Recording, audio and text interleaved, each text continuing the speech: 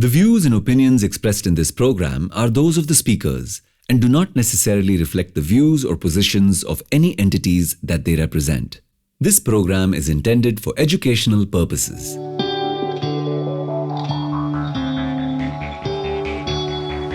Radio Azim Premji University. We must celebrate our democracy. More importantly, it must be nurtured, preserved, and deepened. Otherwise, the greatest human experiment ever will be lost to humanity. It's an experiment of so many diverse people living peacefully under a written constitution. If we don't remain vigilant, actively involved in this democracy, not only are we going to lose our liberty and freedom, but this experiment can turn out to be a nightmare for the world. Why am I lecturing about democracy? Because even 75 years after independence, I don't think we know enough about how first the dominion of India and then the Republic came about.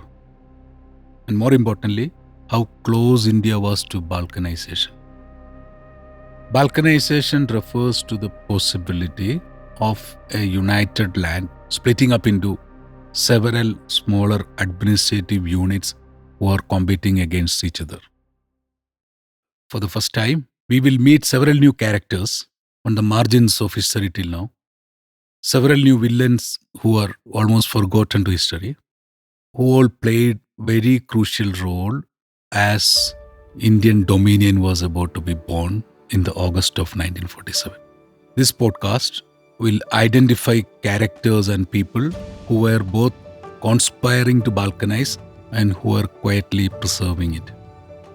This is a retelling of the most crucial years of the birth of Indian Republic, about the last-minute drama in New Delhi and hundreds of palaces around the country.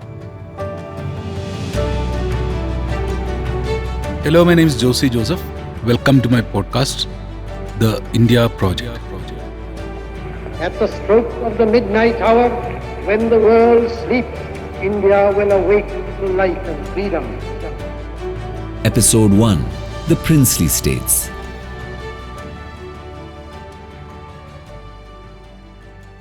We are in May 1947. It's the last week of the month. Mountbatten is in London, holding almost daily negotiations with key people in the city.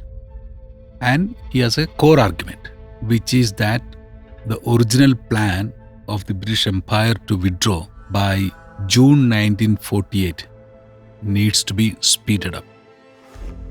He senses a terrific sense of urgency as soon as he lands in Delhi among all stakeholders. His arguments have an impact, and the British government of Prime Minister Attlee agrees to a new deadline for withdrawal. August 15th, 1947. It's hardly 2.5 months away. The city of London, especially Westminster where Mountbatten is moving around, is not a pretty picture. Parliament, British Museum, they're all in ruins from the German bombings a few years ago. Winston Churchill, the wartime hero, has recently been defeated, and the new Labour Prime Minister Attlee is in power. In India, Gandhi continues to be very firmly opposed to partition. Jinnah wants a surgical strike to create Pakistan.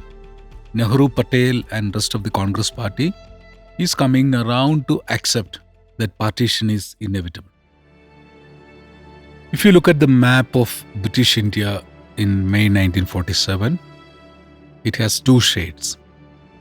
One are the provinces that are directly ruled by the British, and then there are the princely states, which were indirectly ruled by the British through various treaties. There were 17 British provinces, such as Madras, Bombay, Calcutta, etc. Of them, 11 went to India, 3 went to Pakistan, and 3 were partitioned. But at the same time, the princely states occupied 2/5 of the total territory, and a quarter of the total population lived in these princely states. From Nizam's Hyderabad to Travancore in present-day Kerala, to Bhopal, Indore and Junagadh, these were ruled by local families who enjoyed protection from the British Empire for external security, telecommunications, and foreign affairs. On internal matters, they were largely autonomous. And thanks to the unbridled riches and privileges, they also lived a life of envy for the world. It is these princely states that turned out to be some of the biggest challenges to Project India. Let's meet some of our key characters. In Indore, there is an Oxford-educated 39-year-old ruler. He lives in a palace designed by a German architect. The global media celebrates him for his looks, style, collection of high art, luxury cars, and famous diamonds. When he divorced his second wife, an American, it was only to marry another American woman within a few hours. For him, life seemed like a reckless dance of luxury. Meet Maharaja of Indore, Sir Yashwantrao Holkar, and this is June of 1947. In Junagadh, a slightly younger ruler has just received 2 white whippets from London. You know, white whippets are those racing dogs. And they joined his kennel of golden retrievers, bull terriers, and packs of hunting hounds. He was fond of providing a luxurious life to his dogs and took them out regularly on formal evening outings. Meet the ruler of Junagadh. He has a pretty long name, Muhammad Mahabad Kanji III. We will refer to him as Rasul Kanji as we go along. This is again June of 1947.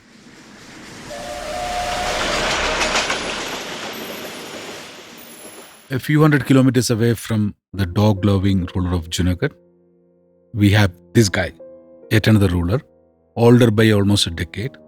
He has just shown the power of an Indian prince, ruler, by audaciously rescuing about 1,000 Polish children from Hitler's invasion and bringing them to India and resettling them, looking after their welfare. And in public, he is also a great advocate of integration of India. But according to intelligence reports that we have accessed, in London, his people were getting a yacht ready from a decommissioned British naval vessel to smuggle gold with which they were planning to buy weapons, probably to be deployed in case of balkanization in India. I'm talking about Jam Sahib of Nawanagar in present-day Gujarat, and this again is June of 1947. Not very far from Jam Sahib, we have this younger ruler who, despite all the historic chaos around him, is busy with his race horses and beautiful wife. He is actually on an extended spending spree. The couple is known for their signature jewelry collections, which includes a cigarette holder with rubies on it. In Baroda, we are meeting Pratap Singh Gaikwad, and it's June of 1947.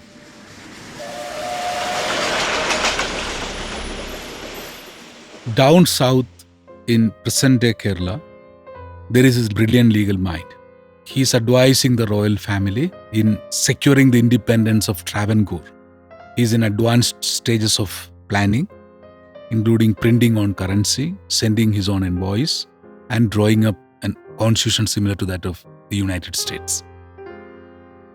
Meet Sir C.P. Ramaswamy Iyer, and this is June of 1947.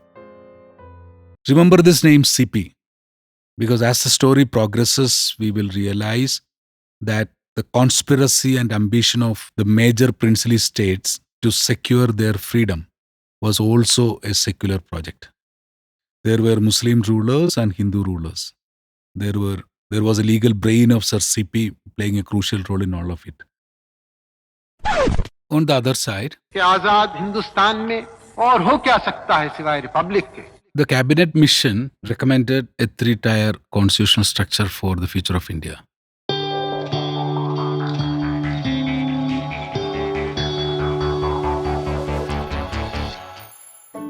It is Mirza Asadullah Beg Khan, better known to us by his pen name Ghalib. A difficult poet, Mushkil Pasand.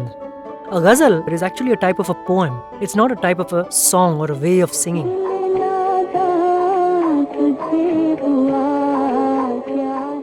What are these flowers and these vegetables and clouds and wind? What are all these things if there's only one thing that exists? कितने अजीम शख्स और कितने अजीम शायर थे और मिर्जा गालिब करने की वजह से उर्दू में मेरी तालीम शुरू हुई सही मानों में. यूं होता तो क्या होता? The World of Ghalib with Amit Basole. Coming soon, only on Radio Azim Premji University.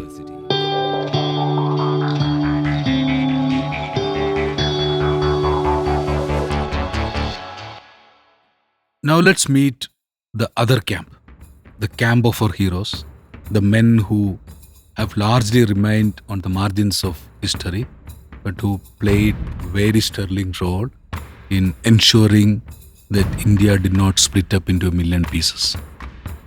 To understand how that group came about to play this crucial role, we must look into a meeting that happened on June 13th at the Viceroy's house, the present-day Rashtrapati Bhavan.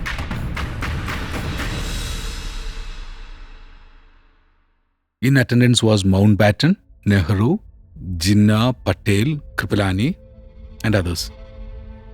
The crucial problem that Nehru raised at that meeting was the political department, which has been the custodian of all the dealings with the ruling families and the keeper of their secrets, had been frantically destroying, burning hundreds of files related to the princely states. And in a very unusual moment in that tense times, Jinnah actually agreed with Nehru and said political department cannot have this level of autonomy and right to deal with princely states. There was one more reason. The loyalty of the political department has always been with the ruling families. So Mountbatten finally agrees to set up a department which would be soon called the States Department to deal with princely states. And these States Department were to be managed by Indians, and for the first time in centuries, the Indian ruling class was going to deal with Indians and Indian officials. The State Department began to emerge under Patel. He picks V.P. Menon. V.P. Menon is then the constitutional advisor to Mountbatten, the senior-most Indian official in the British Empire those days. And Patel picks him as the secretary of the States Department. And it's an improbable story, V.P. Menon's, because he burned down his village school as a child, ran away from home, went to coal mines, worked as a miner, then became a typist, finally landed up in the British administration. He was not an ICS officer. He was not from the elite ICS, but he had climbed his way through the ranks because of his outstanding administrative abilities. Patel and Menon then looks around to see who can be Menon's number 2, additional secretary. And they come upon C.C. Desai, yet another interesting character. Desai is a classmate of Subhash Chandra Bose from Cambridge. In fact, Netaji and Desai both sat for ICS exam. But Desai came under family pressure and decided to join ICS, whereas Subhash Chandra Bose, as you know, did not sign up finally and became the revolutionary that he became. Desai is now in Mumbai and is heading the Indian Tariff Board. Patel and Menon calls him and Desai shifts to Delhi and becomes the man who puts on file a large number of the strategies for Menon and Patel to look into and appreciate. And then they begin to look for more people to populate the States Department. And that department and its files are the core and crux of this season of the India project. The States Department's role was At one level, well defined. At another, there was a lot of ambiguity. A few things were set in stone. August 15th, British are handing over power. India is going to be divided into two dominions of India and Pakistan. So it was getting into a complex maze now. And the States Department had just about 1.5 months to get things in shape. And this 1.5 months we should see in a broader regional context.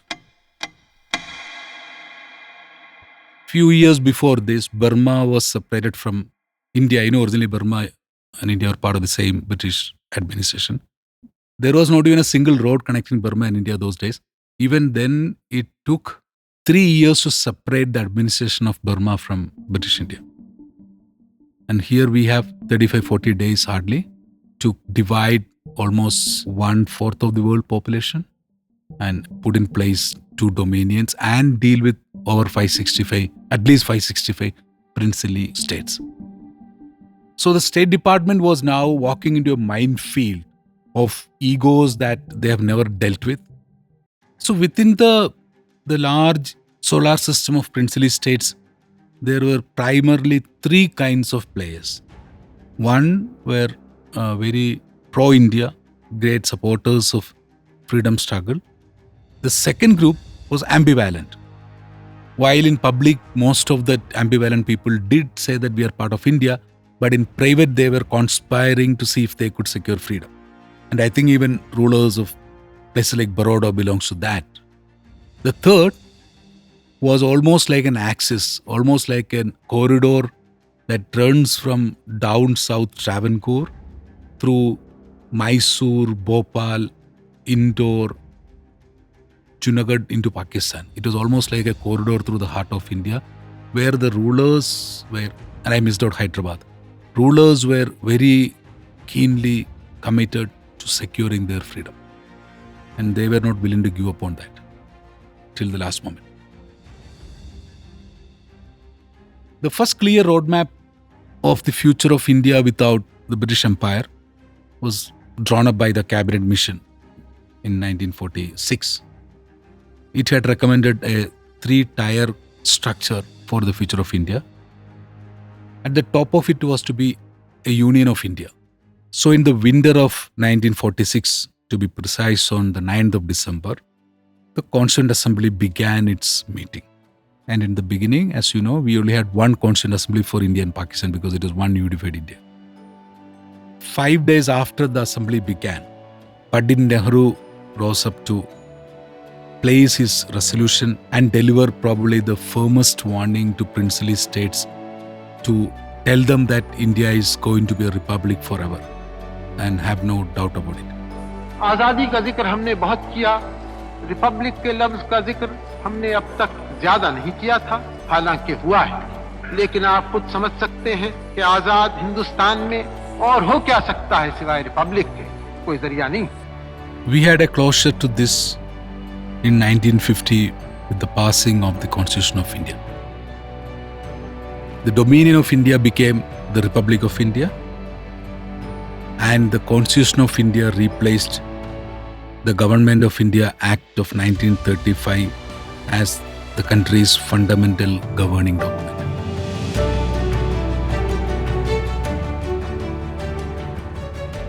That was episode 1, The Princely States. On the next episode, Travancore will realize its destiny as a sovereign state. Chittira Tirunal was the rightful successor to the throne. The older man, sensing the threat, instinctively raised his left arm to ward off the attack. That reflexive action saved his life. The India Project with Josy Joseph.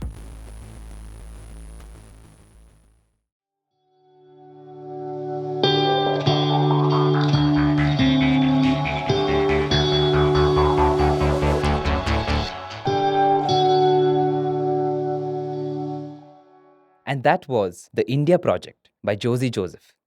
Coming up next is the first episode of Campus Cast, a show of, by, and for the students of Azim Premji University.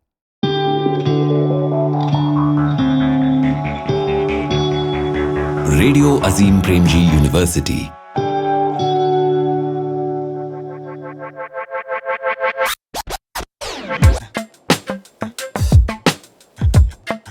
Campus Cast.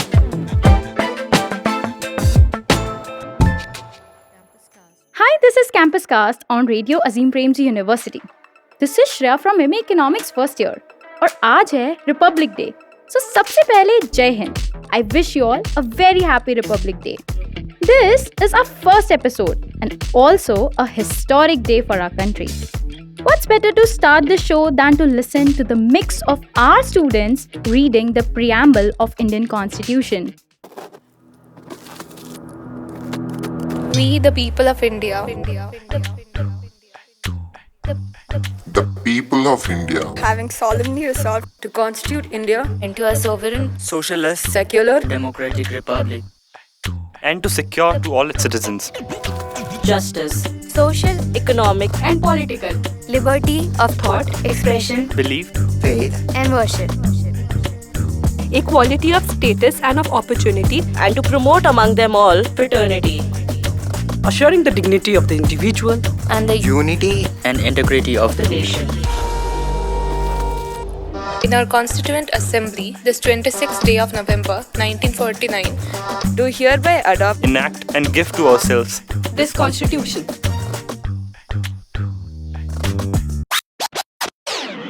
Happy Republic Day to you all. എല്ലാവർക്കും സന്തോഷം നിറഞ്ഞ republic ദിന ആശംസകൾ. ಎಲ್ಲರಿಗೂ ಗಣರಾಜ್ಯೋತ್ಸವ ದಿನಾಚರಣೆಯ ಶುಭಾಶಯಗಳು. थाने गणतंत्र दिवस की बहुत बहुत बधाई. गणतंत्र दिवसाच्या हार्दिक शुभेच्छा.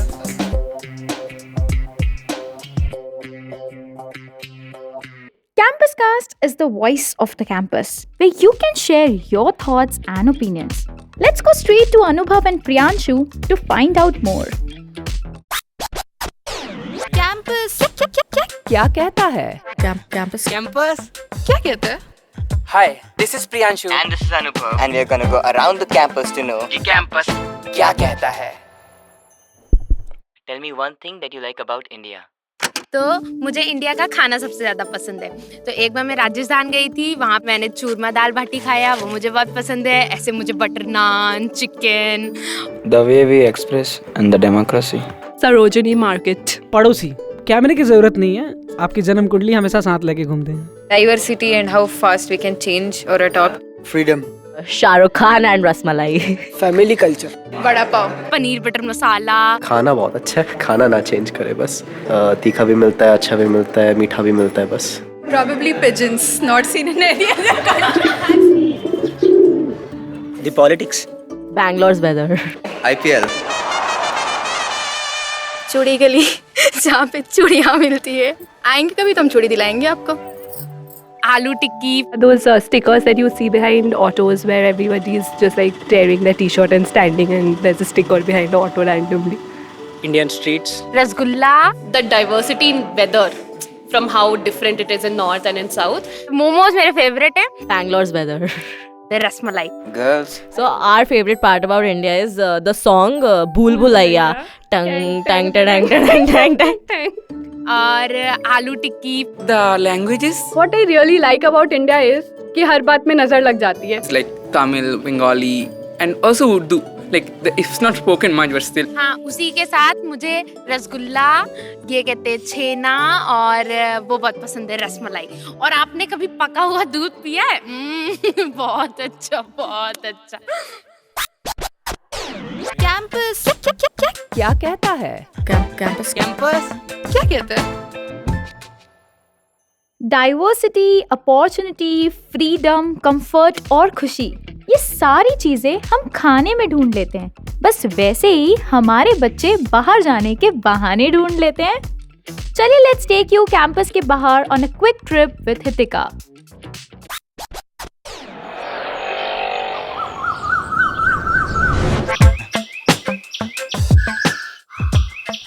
Around the campus.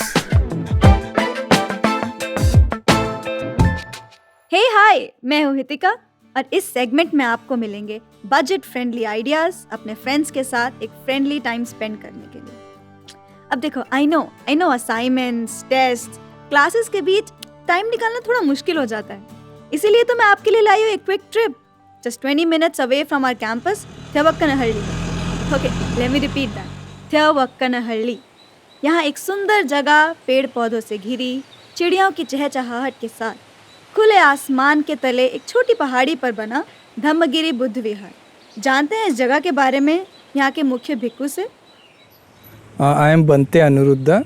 I am staying right now at Sarjapur Tyavaknalli Vihara. This place has maybe 10-15 years history like that.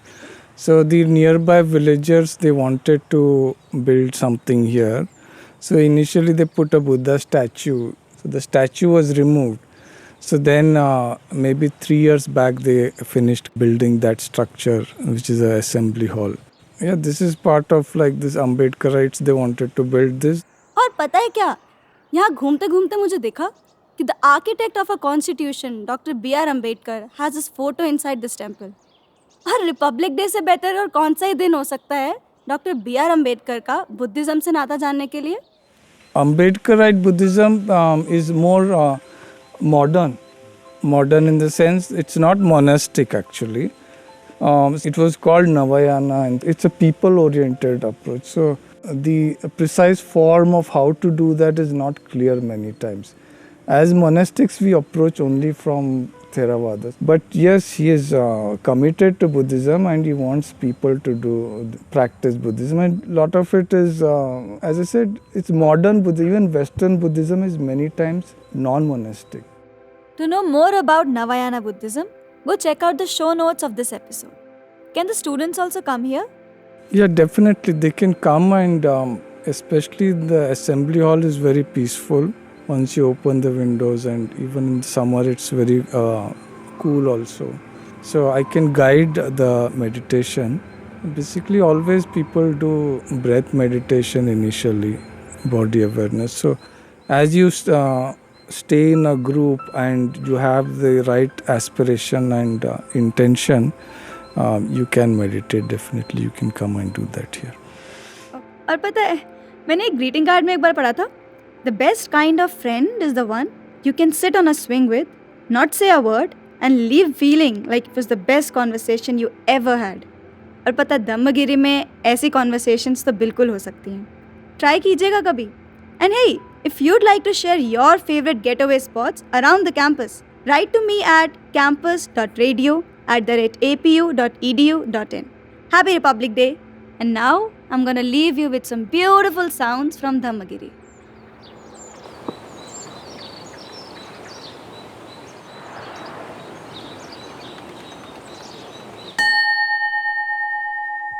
So that was Around the Campus on Campus Cast with Hitika.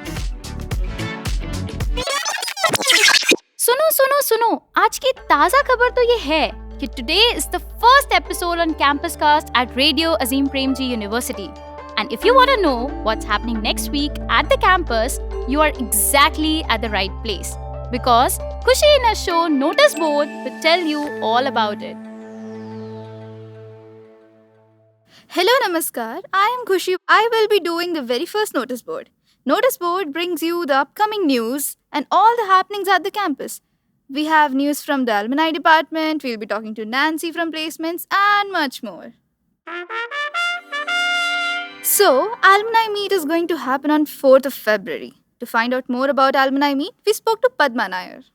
So, hello everyone. I want to tell you about our very first alumni day on campus. So, on Feb 4th, Saturday, we have a very exciting day for us.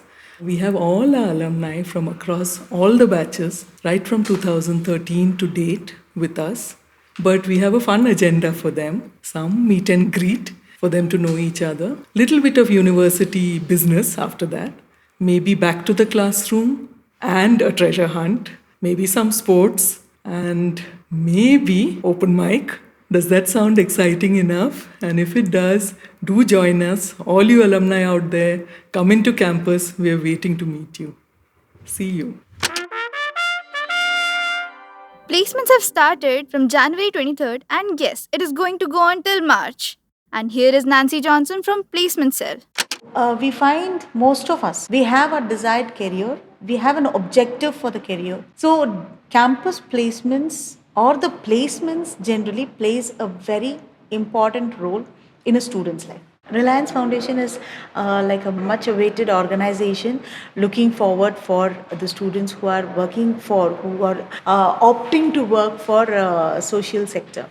And the students are much excited about the organization, and we are hoping for all the best from the students to the organizations. The registrations are happening as well, so students are also effectively looking into their JDs. So I take this opportunity to ensure that every student read through what they need to. So reading through the required job descriptions will help them to decide as to where to reach wisely. Stay confident, prepare well, and be motivated. Never compare yourself with anybody else's caliber. Look into your own caliber, see what is required out of you, and place yourself better to the best organization. And the placement team of Azim Premji University is always there for them to assist. Conversations is bringing you first of its kind support groups at Azim Premji University. Let's get to know more about it from our counselors Pratik Motikar and Samitra Saxena. Various issues or various pointers because of which students may or may not want to, seek help. So support groups are platforms where people might, indulge into each other's stories and understand everyone's problem and get a perspective out of what mental health means and what does it mean for them. Also, having a sense of community also very good for your mental health. And in a lot of cases, it's not just individualized counseling that helps. It's also feeling that there are other people in you with the kind of issues that you're going through.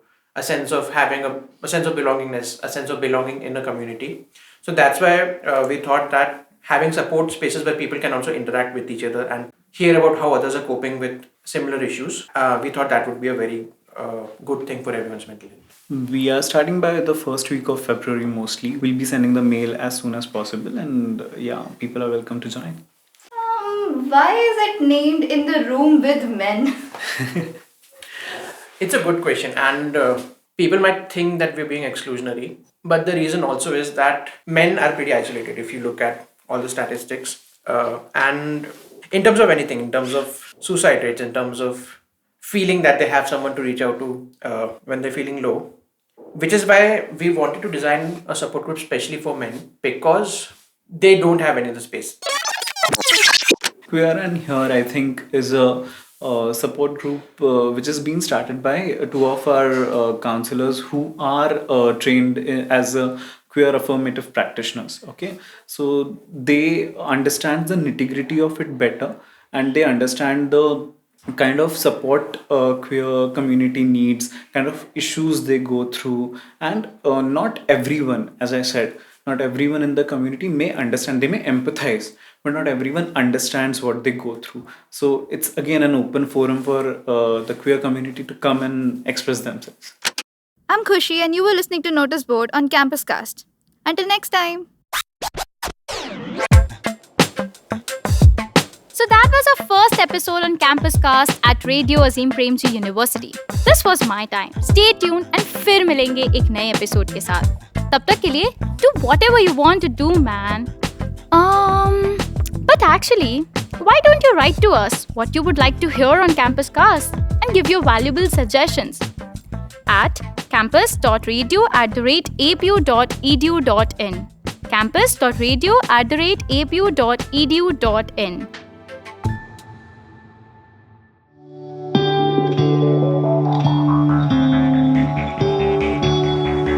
Radio Azim Premji University.